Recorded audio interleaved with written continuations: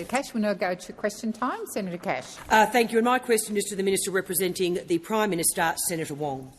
Israeli Prime Minister Benjamin Netanyahu said of the attack on the Adass Synagogue in Melbourne, "Unfortunately, it is impossible to separate this reprehensible act from the extreme anti-Israeli position of the Labor government in Australia." Israel's Deputy Foreign Minister, Sharon Haskell, recently made a public statement regarding her meeting with Attorney-General Mark Dreyfus. She said, "I expect to Mr Dreyfus my disappointment with the shift in the Australian government's attitude towards Israel. I emphasised our deep concern regarding the shocking rise in anti-Semitism in Australia and the clearly ineffectual response from the Australian government. There is no doubt that this has been caused in part by the Australian government's ongoing campaign against Israel." Minister, when will you acknowledge that the anti-Semitism crisis in Australia has been fuelled by the Albanese government's consistent actions against Israel on the world stage? Thank you, Senator Cash. Minister Wong. Thank you, President. Thank you to Senator Cash for her first question as Leader of the Opposition in the Senate. And I would make the point to Senator Cash that the position Australia has taken in the United Nations and elsewhere reflects the concern that so many in the international community had and have, reflects the position of countries like Canada, like the United Kingdom, like New Zealand, like Japan and like Korea. And I would presume that the Senator would not be asserting some of the political statements she has just made about the Australian government in relation to all of those governments. So I would make that point first. Secondly, I would say this. It isn't helpful to conflate Australian government concerns and Australian community concerns about the scale of loss of life in Gaza or UN votes with anti-Semitism. That is not helpful. That is not helpful. Australia, like many countries, has advocated for a ceasefire, and we've expressed our concerns about the dire humanitarian situation. We want peace and security for Israelis and Palestinians alike, and we've taken a principled position in relation to the conflict. I appreciate that some may not agree with that position, but it is a position of principle and it is a clear position. In relation to anti-Semitism, as I said earlier today, we have seen a devastating rise in anti-Semitism in Australia and across the world, and that is unacceptable.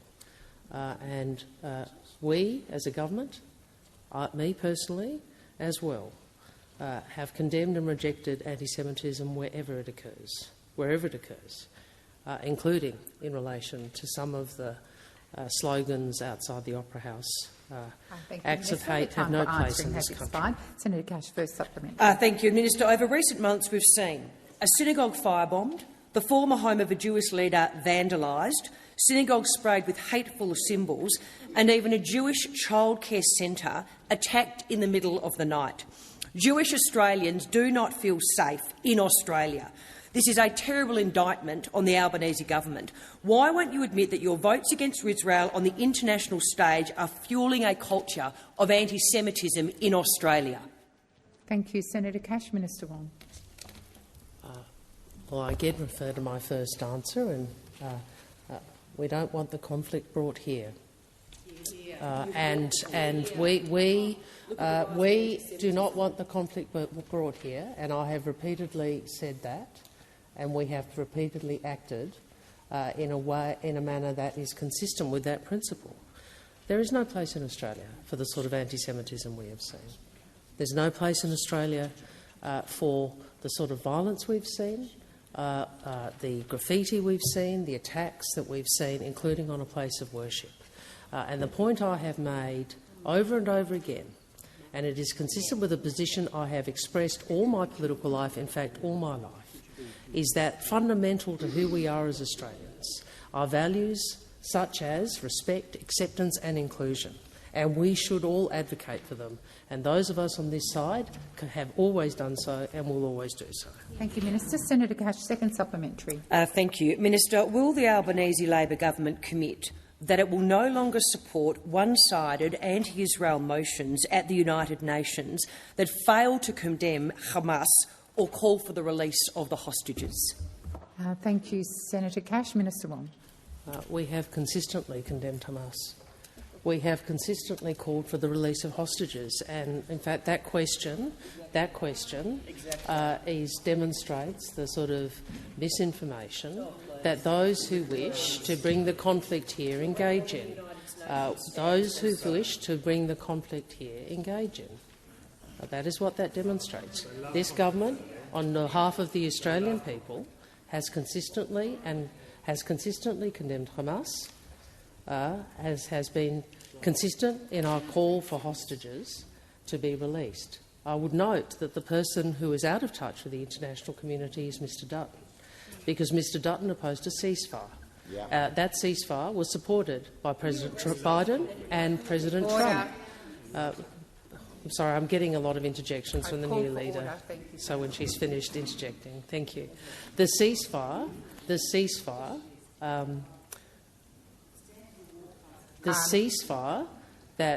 Mr Dutton opposed was supported by... Thank you, Minister Wong. As Senator Ruston, I'm going to ask you to withdraw that comment.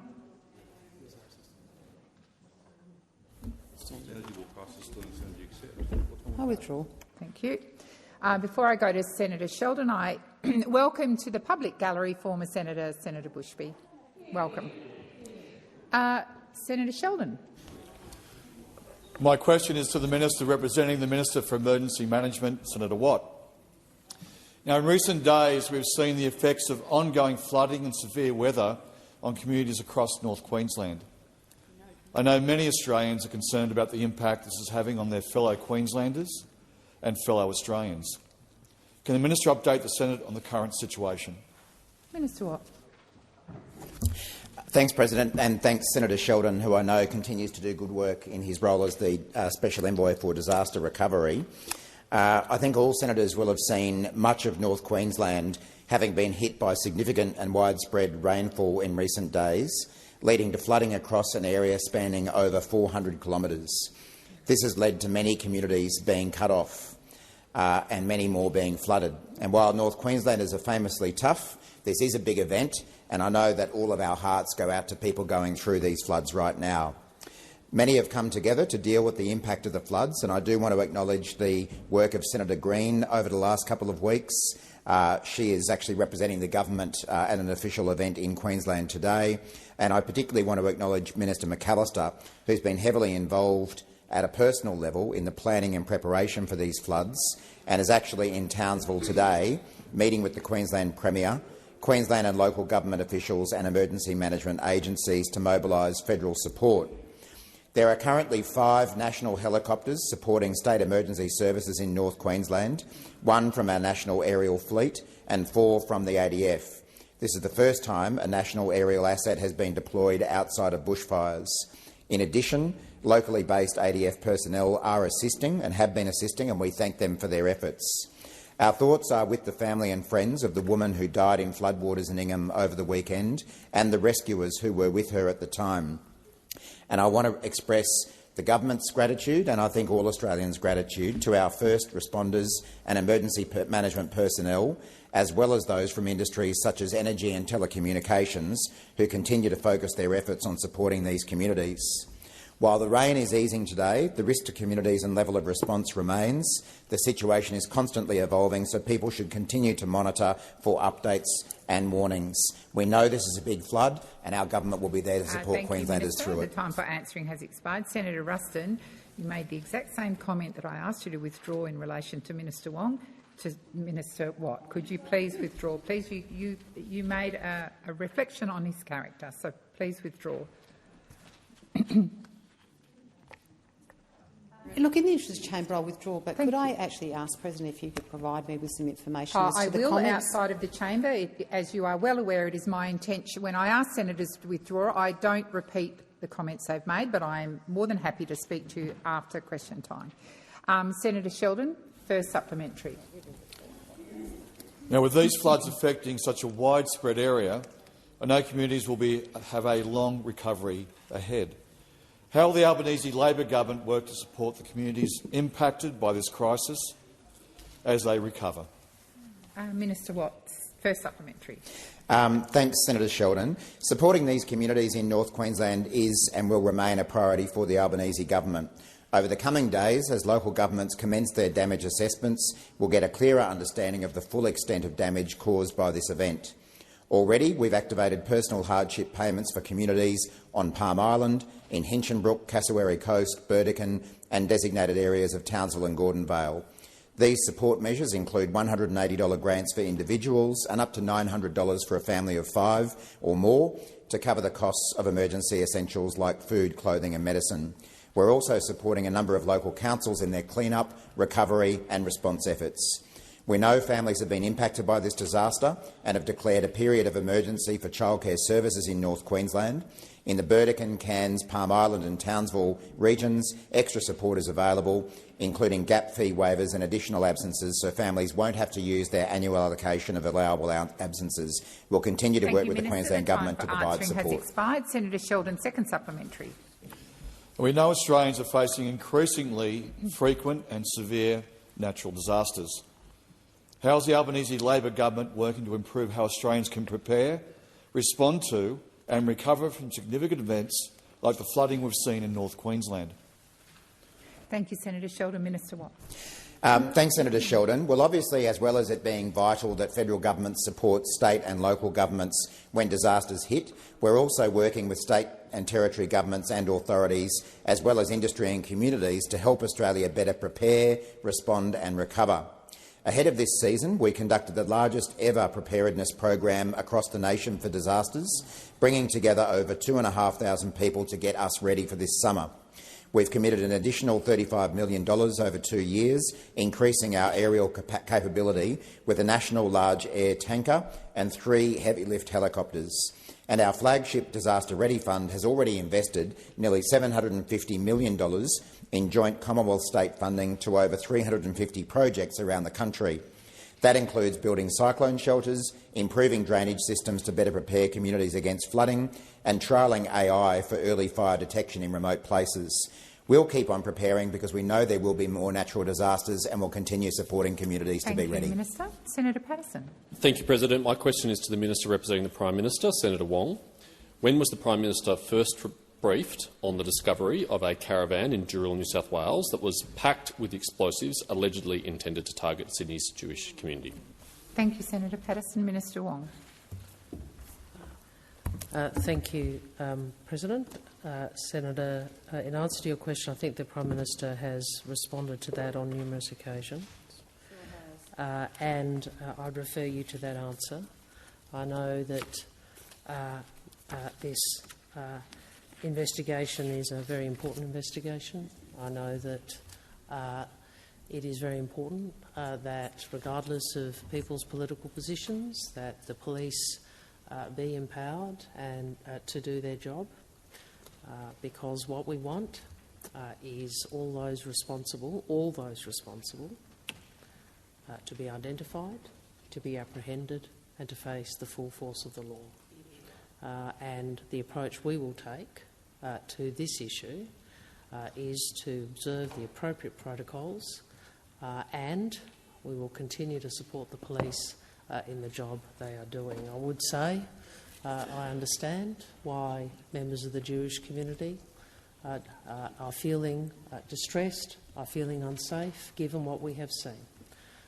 And I hope that the Parliament today, indicating its position together, I hope that the police continuing to pursue those who are responsible will be of some comfort. But the most important thing is for Australians as a community to come together and to say how and to show solidarity with the Jewish community, but also to make clear how unacceptable this sort of hatred is anywhere and certainly on Australian streets.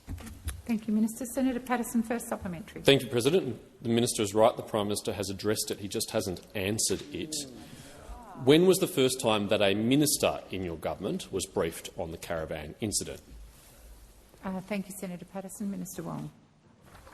Well, I again refer to my earlier answer, and I say again to Senator Patterson, I understand why the opposition has tried to keep the political focus on this. I, for one, think the political focus should be on making sure people are apprehended, making sure people face the full force of the law, because the safety of the community is most advanced by ensuring that that is what occurs, and certainly that's the approach the government would take. We don't comment on operational matters regarding national security. You would know we take a mature, considered approach to these matters. We are regularly briefed by national security agencies. We don't think it's helpful for anyone to be undermining the good work of the police by playing politics with this investigation or any investigation. Thank you, Minister. Senator Patterson, second supplementary. Thank you, President. Justin Bassey from the Australian Strategic Policy Institute wrote in The Australian on Monday that, quote, operational details cannot be a catch-all excuse to deflect legitimate scrutiny or hide the truth. Why is it that your government is unwilling to disclose when you were briefed on this issue, while the New South Wales Premier has been happy to do so? Thank you, Senator Patterson. Minister Wong. We take our advice from national security agencies, not from former Liberal staffers. Thank you, Minister. Senator Waters.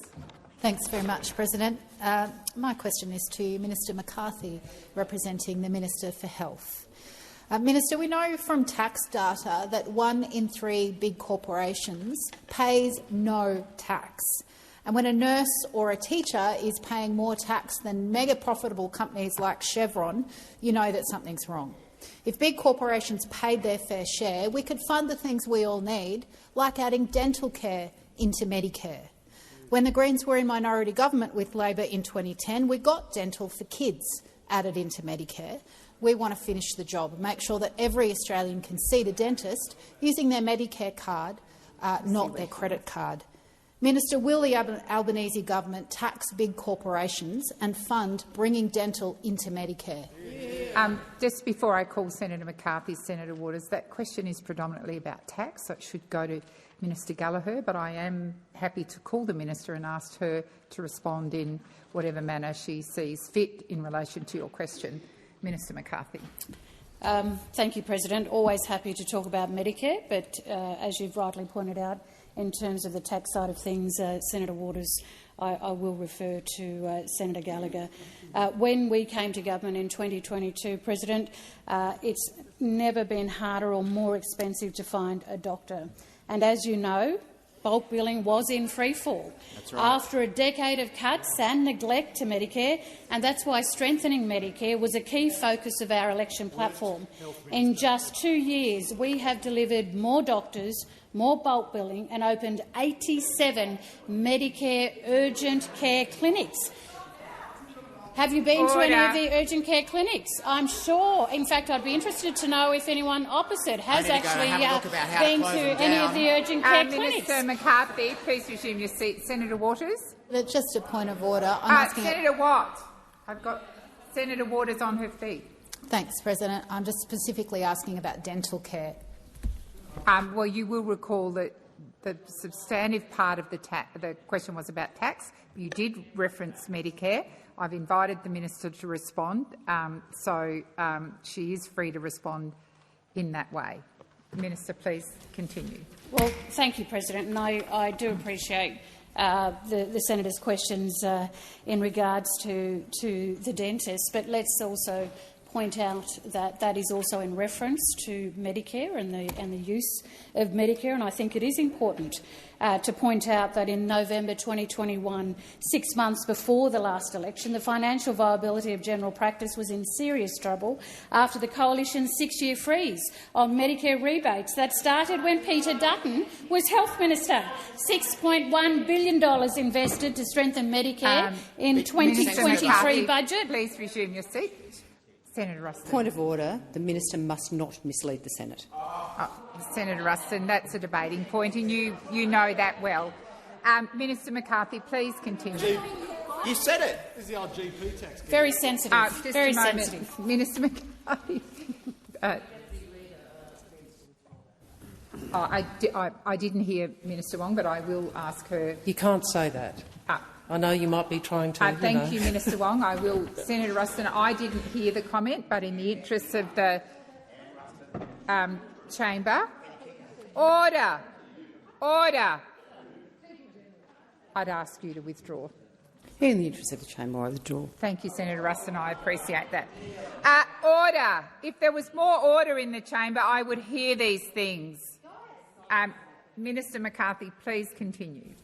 Thank you, President. And just let me finish there, that in the last 2 years we have delivered the 2 largest increases to Medicare rebates in 30 years, and we have increased Medicare rebates by more in just 2 years than the former government did in 9 long years.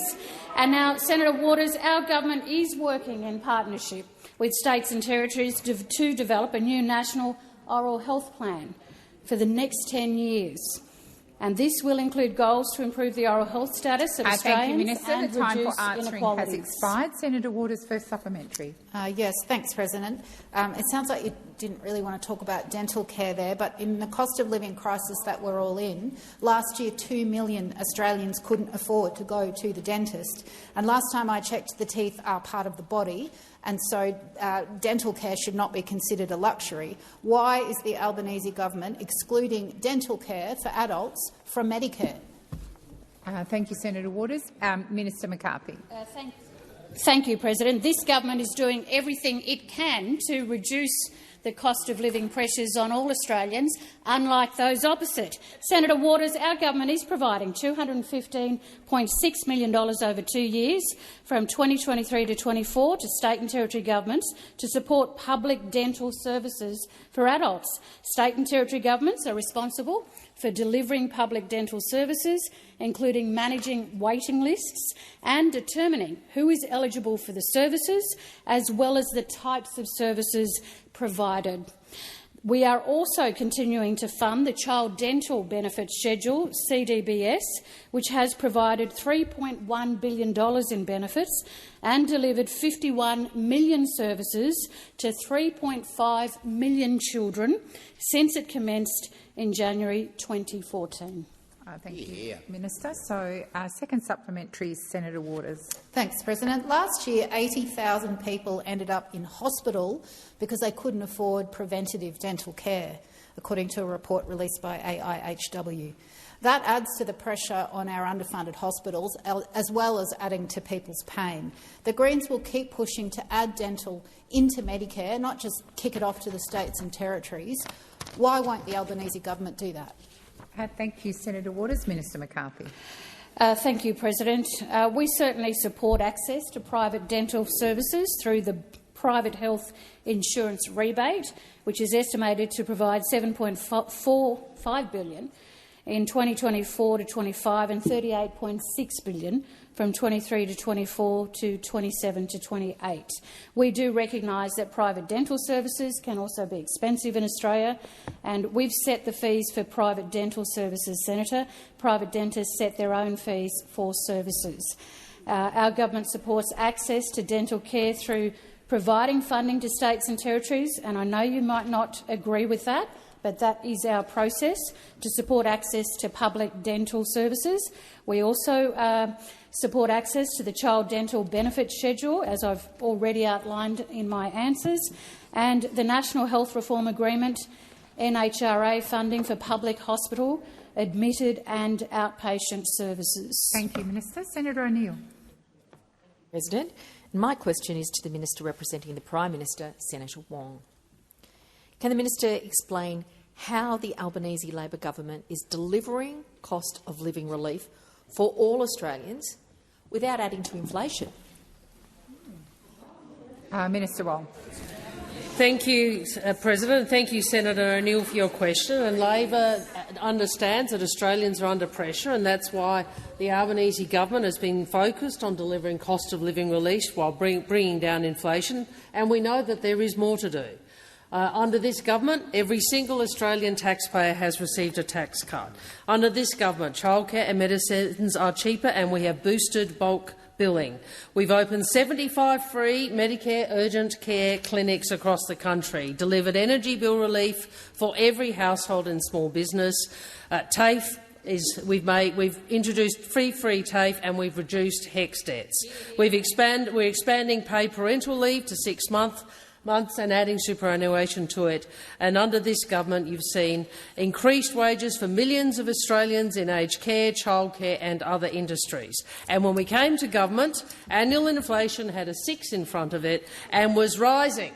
A 6 in front of it and was rising. Now it has a 2 in front of it and is falling. Now, those opposite, Mr Dutton, Senator Cash and those opposite voted no to every single cost of living measure. What cost of living relief would be on Mr Dutton's chopping block?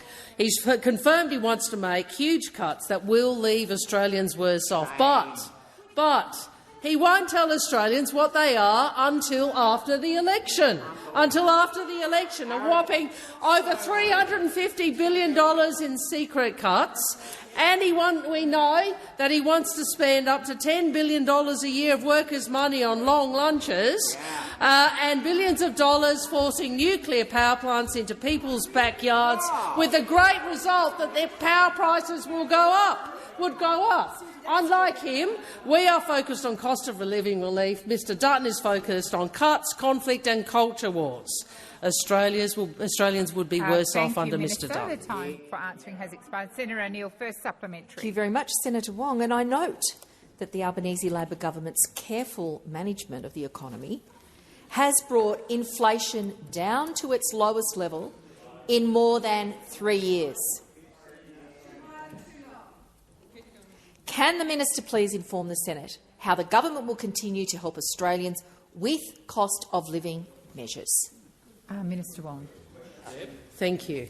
Our focus every day is on how we can work to bring costs down and to get wages up and to keep inflation where it should be. Cracking down on dodgy pricing and unfair charges, whether it's online or at the supermarket. Delivering new rights and better bargaining for workers across the country. I'm sure something Senator Cash would be so happy about. And if we're re-elected, we will slash student debts by a further 20%. By contrast, those opposite, Mr Dutton, has no positive plan, but he does have a lot of secret cuts. And that's because the Liberals and the Nationals have spent every day saying no to cost of living relief. Every day saying no to cost of living relief. You know, they're arrogant enough to think they got nothing wrong during their wasted decade in government, and they're reckless enough to inflict it on Australia all over again. This isn't a time for cuts, but that's what Mr Dutton would have in store for Australians. Thank you, Minister. Senator O'Neill, second supplementary. Thank you, Senator Wong. Now, you've highlighted today tax cuts for every taxpayer, cheaper childcare, cheaper medicines and fee-free TAFE, which are making meaningful differences to families in my state of New South Wales. Can you please outline any risks to the Albanese Labor government's cost of living measures that would leave Australians worse off? Thank you, Senator O'Neill. Minister Wong.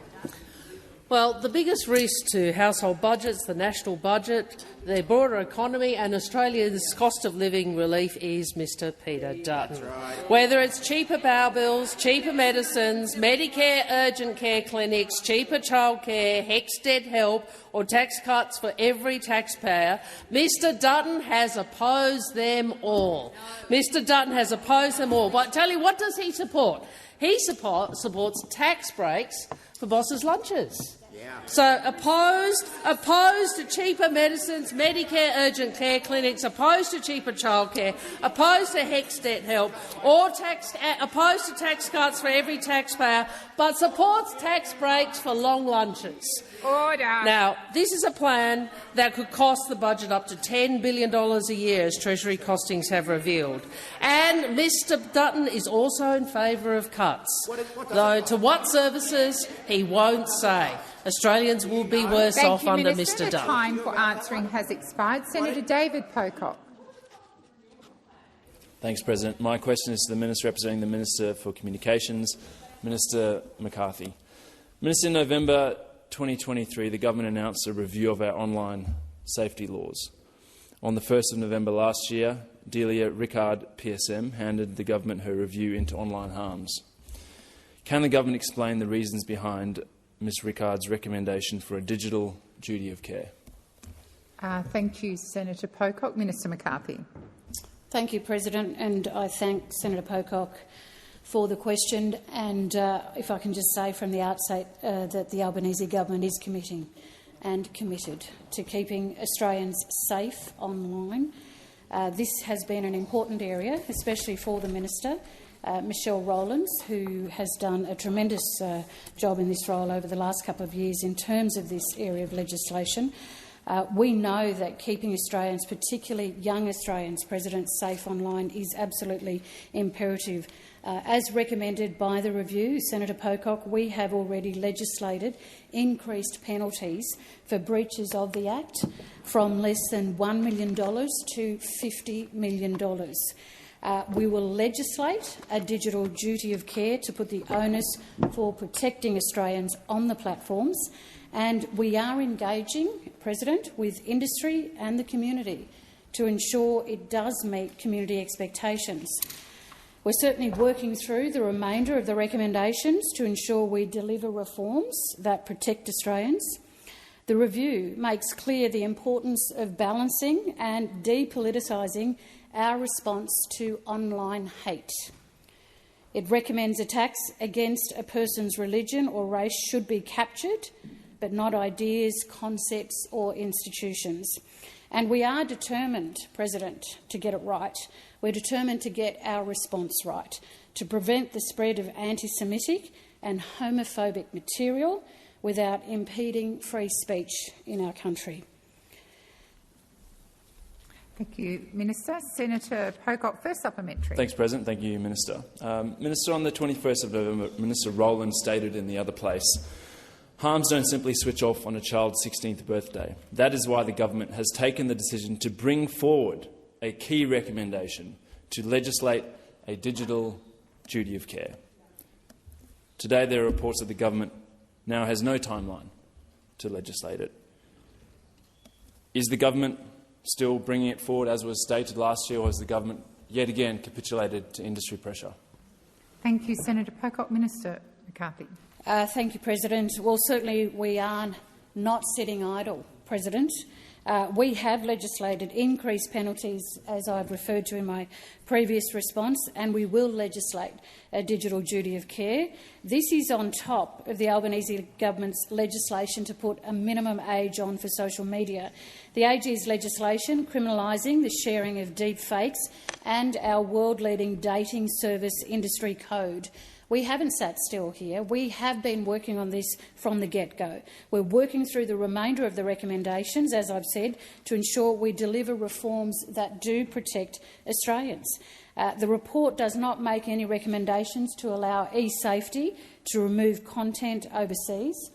We make laws for Australians, and we're not contemplating changes to the law to allow eSafety to remove content in other countries. Thank you, Minister. Senator Pocock, second supplementary. Thanks, President. Thank you, Minister. That certainly doesn't sound like bringing it forward. I take it that there is no timeline anymore. Ms Rickard recommends fines for platforms that breach their duty of care of 5% of their global annual turnover, potentially billions of dollars. Will the government commit to implementing this recommendation in this term of parliament and actually hold social media companies accountable? Thank you, Senator Pocock. Minister. President, the Minister is doing exactly that.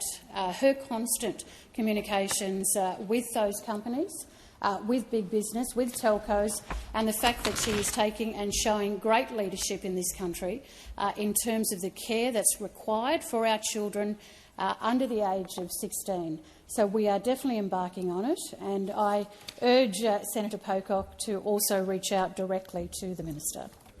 Thank you, Minister. Senator Van. Thank you, Madam President. My question is to the Minister representing the Treasurer. I think the Minister would agree with me that removing the barriers for individuals to undertake genetic screening is worthwhile to implement as a preventative measure against various diseases, such as heart disease and hereditary breast and ovarian cancer. The Assistant Treasurer has been working on a bill to bring before the Parliament to stop any discrimination against those using such tools. Can you outline if any further steps have been taken on this front, please? Thank you, Senator Van. Minister Gallagher. Thank you, President, and I thank Senator Van for that question. And it's an important question because, as Senator Van outlines in his preamble to the question, the benefits and opportunities that can come from scientific knowledge and people being able to have genetic risks identified are huge and are only going to continue to grow as medical diagnostics and screening tests continually improve. But there are also some risks that come with greater access to data and knowledge about an individual's health, and that's why the Assistant Treasurer, I think, did announce in September 2024, so September last year, that we would be looking to introduce legislation as soon as possible to make sure that genetic or predictive genetic test results are not able to be used to discriminate in the provision of life insurance underwriting. And so I think this recognises, obviously the benefits that come with health technologies. We know people are having greater access to genetic testing, and it will become increasingly important as technology evolves. But it's also important to provide some protection and to make sure that people will not be discriminated against on the basis of an adverse or genetic test results through their life insurance, and that's the work that's being done now. I'm advised the Assistant Treasurer has been working through some of the technical detail of this work since announcing that decision in September, and soon Treasury will undertake a consultation on the design of the proposed draft legislation. Thank you, Minister. Senator Van, first supplementary. Thank you, Minister. Minister, can you update us as to the timing of that consultation, please? Thank you, Senator Van. Minister Gallagher. Thank you, and I thank Senator Van for the supplementary.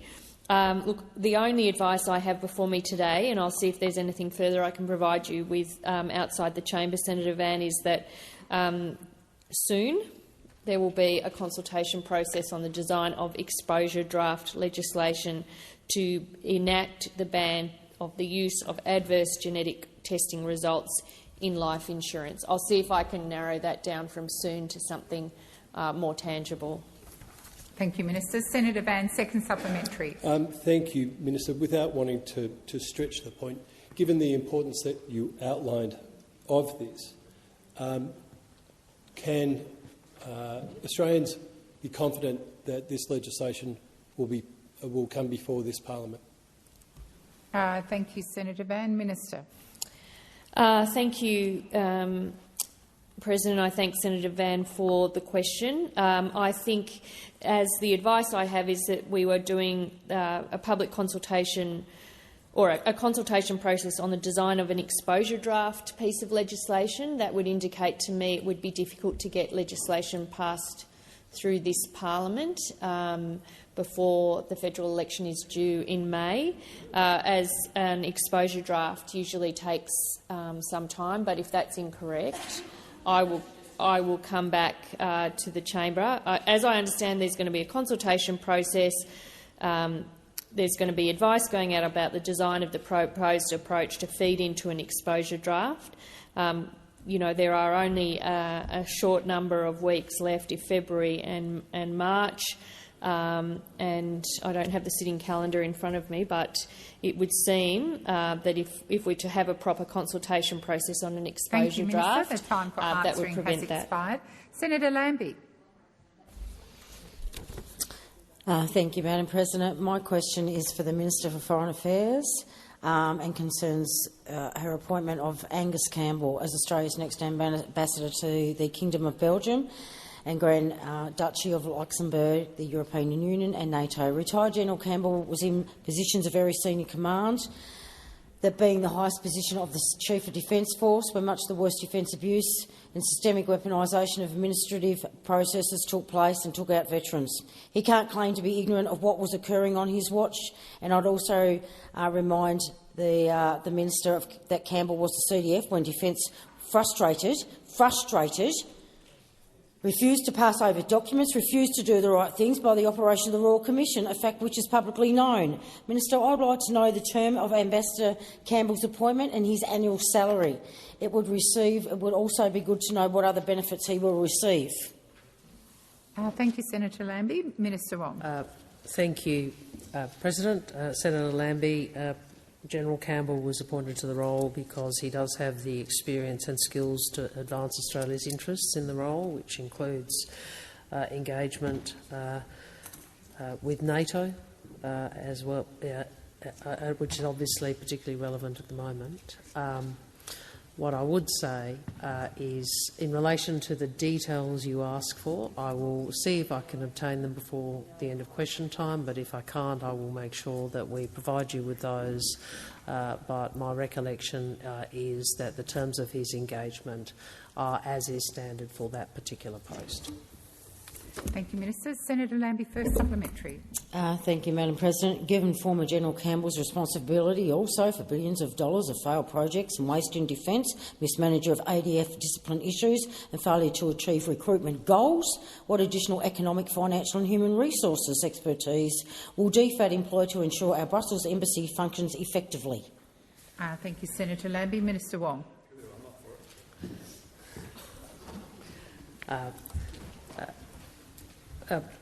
Senator Lambie, I don't anticipate there to be any particular changes to our post in Brussels. Obviously, it's a significant post, a substantial post. Whilst not our largest, it is a post with some resources, given both the roles that the mission there play and obviously the engagement with NATO. If I have anything further on that, I will provide that to you, but I don't have any other information I can assist you with. Thank you, Minister. Senator Lambie, second supplementary. Thank you. Given the importance of trade relations with the European Union, it's puzzling that you didn't want to appoint a DFAT trade professional to this important post. What measures have you or DFAT taken to manage the damage to Australia's already reputation from appointing as an ambassador who served as commander in Afghanistan while alleged war crimes were apparently taking place? Thank you, Senator Lambie. Minister Wong. In relation to that last point, Senator Lambie, you would be aware, because you follow this so closely, that obviously Minister Miles has taken, well, actually a number of ministers have taken action in relation to those allegations and appropriate process in relation to the Brereton report. In relation to the trade issue, it is the case that one of the issues that we would like to progress is obviously the European free trade agreement with the European Union. I think that's been a bipartisan position. Obviously, that hasn't yet been achieved. I would say to you that trade negotiations are not generally undertaken by heads of mission, by ambassadors. They are led by DFAT trade negotiators who do a very fine job. Thank you, Minister. Senator Walsh. Thank you. My question is to the Minister representing the Treasurer, Senator Gallagher. Tackling the inflation challenge while supporting Australians with cost of living pressures, including tax cuts for all taxpayers, energy bill relief and cheaper medicines, has been a core focus of the Albanese Labor government since taking office 2.5 years ago. The government's approach is in stark contrast to the Liberals and Nationals, who have opposed cost of living measures at every opportunity. Can the Minister please update the Senate on the government's work to fight inflation and how this is strengthening Australia's economy? Thank you, Senator Walsh. Minister Gallagher. Thank you, President. And I thank Senator Walsh for the question and really welcome a question on cost of living, as it is the most important issue facing every Australian. The Albanese government has been working since being elected to office to turn around the mess that we inherited from those opposite. We have brought inflation to almost a third of what we inherited. I know you don't like hearing this. I know you don't like hearing that living standards were sliding.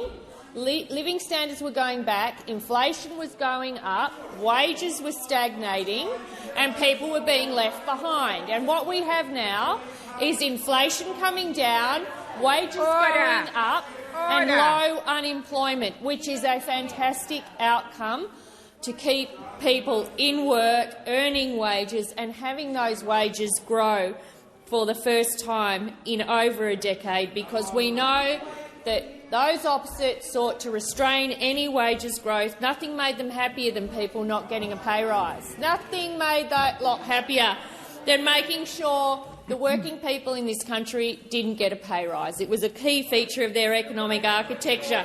So we brought inflation down. We've grown jobs by 1.1 million jobs in this term of government. We have delivered surpluses. We have lowered the Liberal debt we inherited by $177 billion, and we have lowered interest payments on that debt by $70 billion.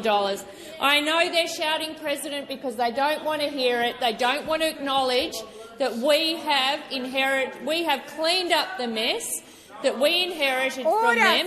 We have cleaned up the budget. We have improved the debt position. We've lowered the interest costs on that debt. And we have, at the same time, found room for cost of living help for every Australian. Senator Walsh, first supplementary. The Albanese Labor government's economic strategy has seen Australia navigate a narrow path of keeping Australians in jobs while fighting inflation and continuing to provide the cost of living relief that Australians need. Can the minister please outline the benefits of having more Australians in work, earning better wages and keeping more of what they earn? Thank you, Senator Walsh. Minister Gallagher. Thank you very much, and I thank and acknowledge the long career that Senator Walsh has had in making sure that workers get fair pay rises and good wages growth, because it's important for the economy. Again, something that those opposite sought to ignore and keep a lid on. Well, we've made substantial progress on inflation. I know those opposite hate hearing that as well. We've got wages growing again. Those opposite hate hearing that. They really hate doing that. In fact, they hate it so much they've already told us what they would do if they got into government. They would make sure that wages growth slowed. We've got unemployment with a 4 in front of it, and we've seen the creation of more than 1 million jobs. Now, there was a time in this country where the opposition and government would acknowledge the importance of work, would acknowledge the importance of people being in work.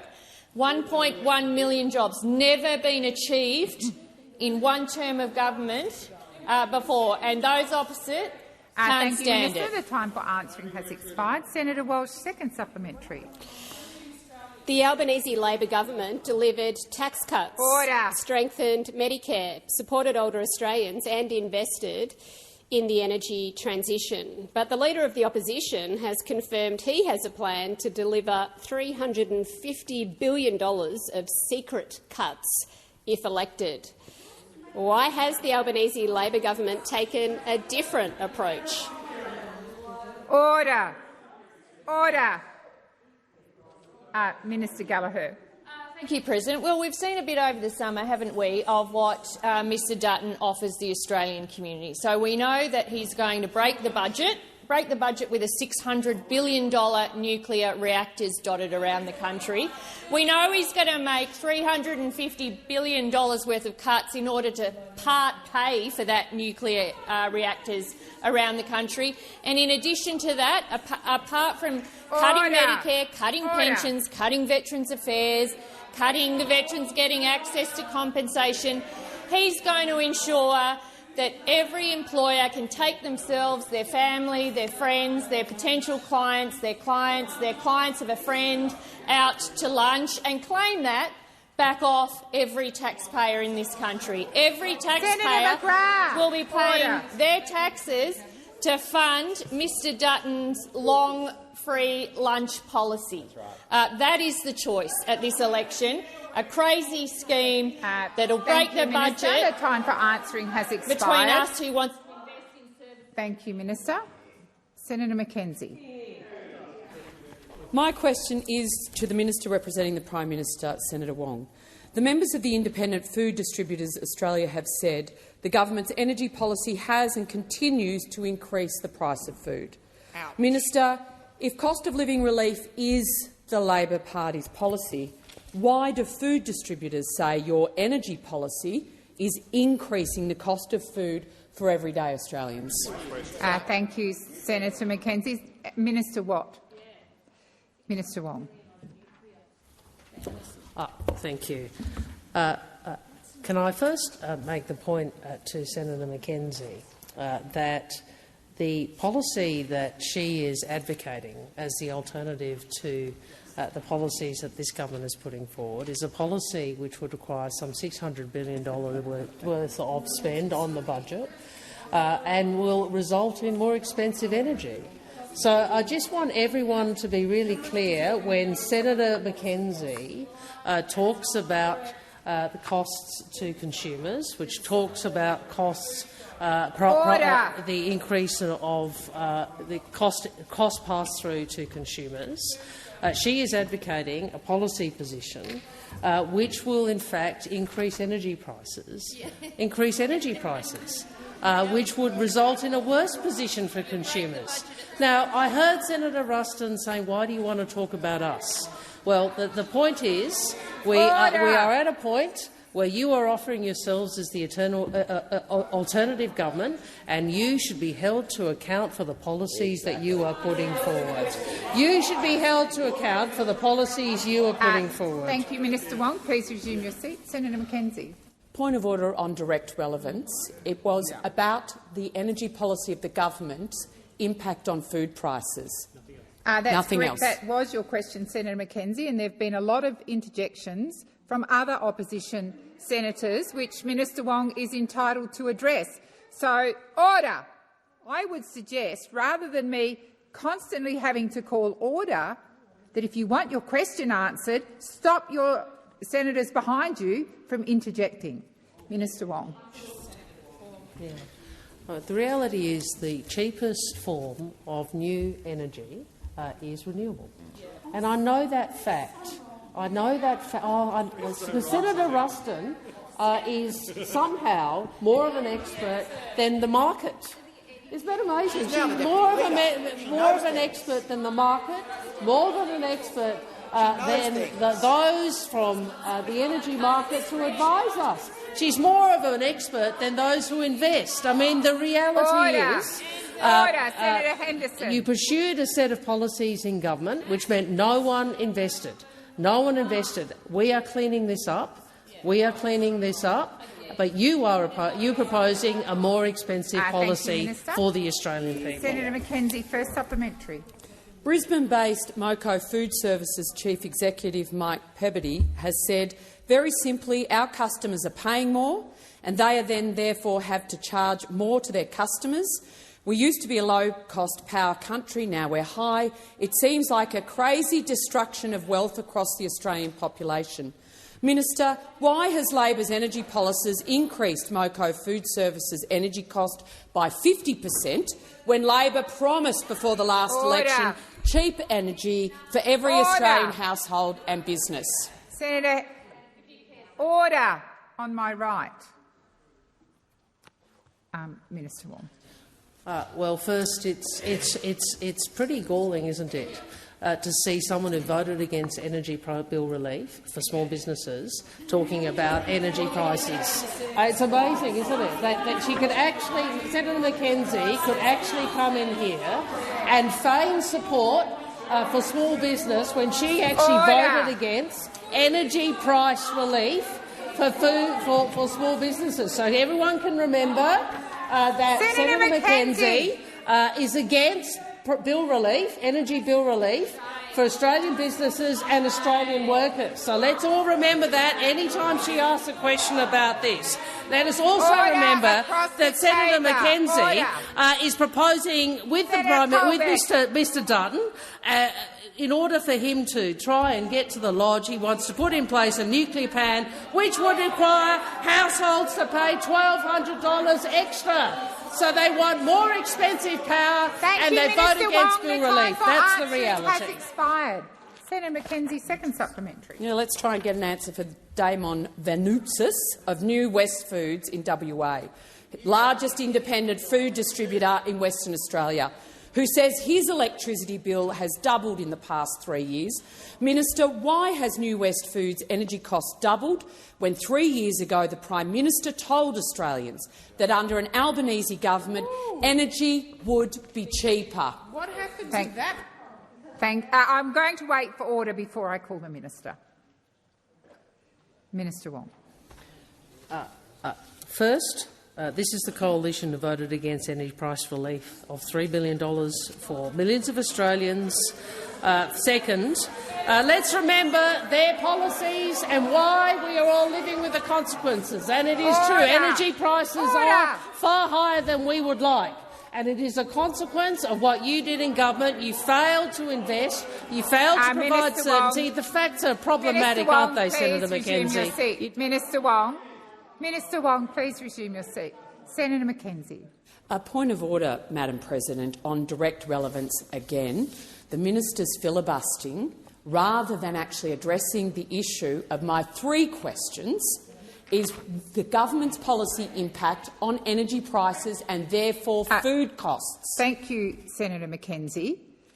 As I said when you rose on a point of order previously, if there are interjections, the minister is entitled to answer those interjections. There was so much disorder in the chamber, I have called a number of senators to order. In fact, at one point during the minister's answer, I called the whole chamber to order. I believe the minister is being relevant. But if you want your question answered, get your coalition senators not to interject. No, it's not a debate. You are not in a debate with me, Senator McKenzie. Minister Gallagher, did you have a— Minister Gallagher? Point of order. I was simply going to say that Senator McKenzie was debating the point of order. There was no point of order. I've ruled on it. I've indicated. Let's see if we can get your question answered, Senator McKenzie, but that will require silence. Minister Wong. It is the case that energy prices are higher than we would like, and that is as a consequence. Of those opposite failing to do what should have been done in government. Your only approach to the energy markets was to hide the massive price increase before an election. That was your response. How cynical! And now you cynically put to Australians that you care about energy prices when you vote against bill relief. I think we all understand what is occurring here. Thank you, Minister Wong. Is that 3? I can't see. I believe that was the 3rd supplementary. Senator Darniman. Thank you. My question is to the Minister for Employment and Workplace Relations, Senator Watt. The Albanese Labor government's Secure Jobs, Better Pay changes passed the parliament in December 2022 and were designed to help more Australians into secure, well-paid jobs. Noting the independent review into the Secure Jobs, Better Pay legislation was passed yesterday, what did the review tell us about getting wages moving again, and why are secure jobs and better pay so critical to helping Australians deal with cost of living pressures? Thank you, Senator Darmanin. Minister Watt. Thank you, President, and thank you, Senator Darmanin.